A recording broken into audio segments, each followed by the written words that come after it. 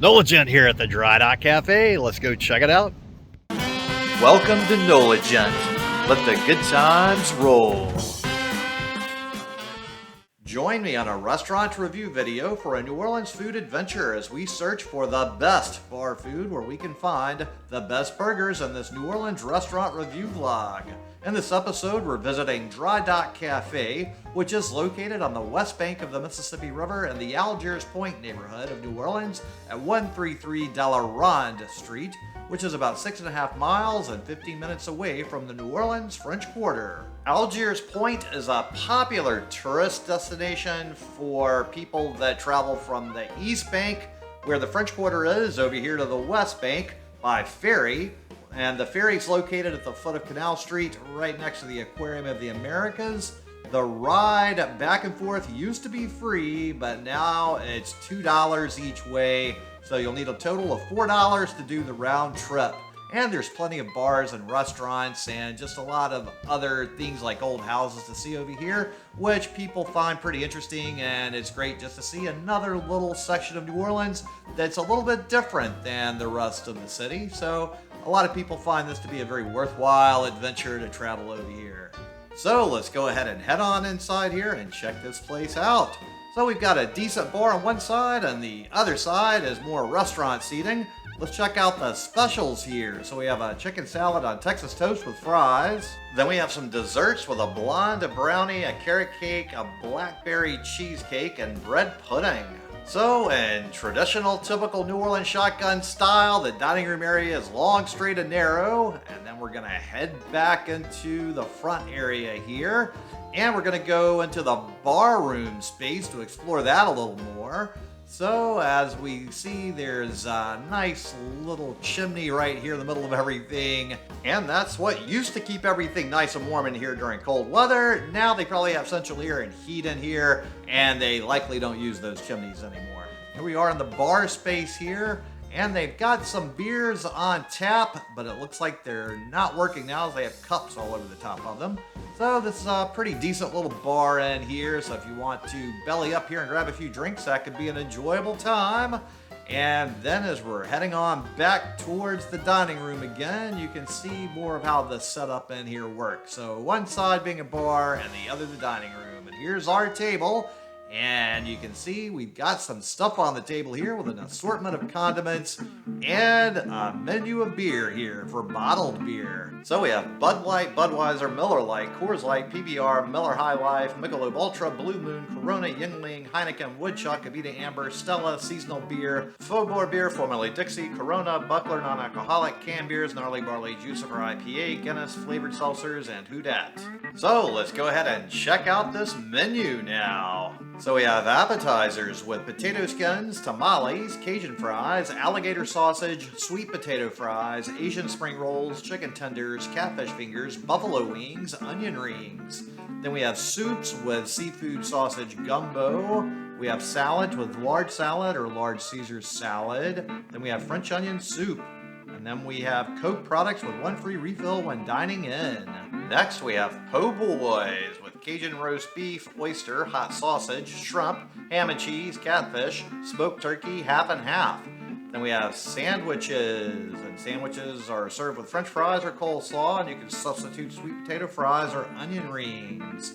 Then we have the Dry Dock Burger and the Pelican Chicken Sandwich, the French Dip, the Classic BLT, the Muffaletta, Triple Decker Club. Then we have entrees with red beans and rice and hamburger steak. And sorry, no separate checks. Next, we have seafood platters. All platters served with coleslaw, french fries, hush puppies, and toast, garnished with lemon wedge, tartar, and cocktail sauce, with a shrimp platter, a catfish platter, oyster platter, seafood platter. Then we have half and half platters with shrimp and oyster, shrimp and catfish and oyster, gluten-free fried catfish with hush puppies. Then kid plates. All kid plates served with french fries, grilled cheese, chicken fingers, fried shrimp. Then desserts, with our featured desserts is our bread pudding served with a smooth whiskey sauce. We have a tasty dessert selection that rotates regularly. Ask your server what's available today. So as you might have guessed, I got the Dry Dock Burger and added cheese to it. Now, they also unfortunately added a whole lot of mayonnaise on my burger as well, even though I specifically requested no mayo, leave the mayo off. However, they drowned this burger in mayo. As you can see as I'm biting into it, my mouth is literally covered in mayo. So I prefer the only condiment on my burger typically to be just a Creole mustard if they have it, regular mustard if not. If you've got an authentic aioli that's made in the traditional European style, I'll take some of that too, but none of that mayo-based aioli. So overall, though, I'd have to say this is a pretty darn good, juicy, delicious burger. So, in spite of the excessive amount of mayo this burger's drowned in, there's still some good flavors coming through. It's just kind of gross how much mayonnaise is in here, to the point that it's just way beyond even overkill. It's just sloppy and really making kind of a slipping, sliding mess all over my face each and every time I take a bite of this burger. So I would call that far excessive mayonnaise to begin with, especially when I said no mayo. But I guess, these days it's hard to get orders right and people make it the way they're going to make it. So it does have a really good meat bun ratio here. There's a rather large piece of meat on here, and it's a nice thicker piece of meat. As you can see right here, I'm even beginning to creep out and have more meat than bun on here. So this is certainly a very nice experience to have more meat and less bun for once, as that would be the optimal burger here. Look at there. So that meat bun ratio is getting better and better in favor of the meat. And as you can see here, I did get it at a nice medium rare right here, so that does increase the juicy potential. So we just took that burger down really fast, even in spite of the mayo. And I've got some other stuff that fell out of here, a little third meal we got to take a little bite of here. So it's mostly some lettuce and a pickle right in there. That cleaned up pretty fast. Now I've got to sample these French fries right now. So not the biggest French fries, but perfectly cooked, very well fried, soft and good on the inside, crunchy and tasty on the outside. So we'll mustard to kick up the flavor a bit, and here we go with that.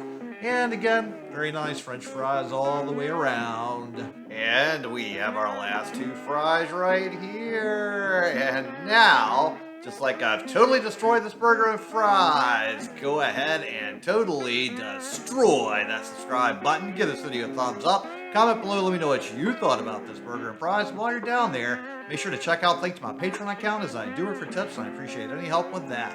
So the bill arrived, and the total before tip was $18.92. So thanks so much to everybody at Dry Dock Café for an overall pretty darn great burger, other than all that mayo on there. And thanks so much to all of you out there for tuning into the NOLA Gent channel, especially to my Patreons. Now, if you would so kindly go ahead and share this video with any of your friends or contacts and would enjoy it, as it really would help me with that YouTube algorithm. Then tune in next time for more good food, good times, and good people. NOLA Gent here, and thanks so much for watching. And just go ahead and destroy this video right here to keep up with the fun.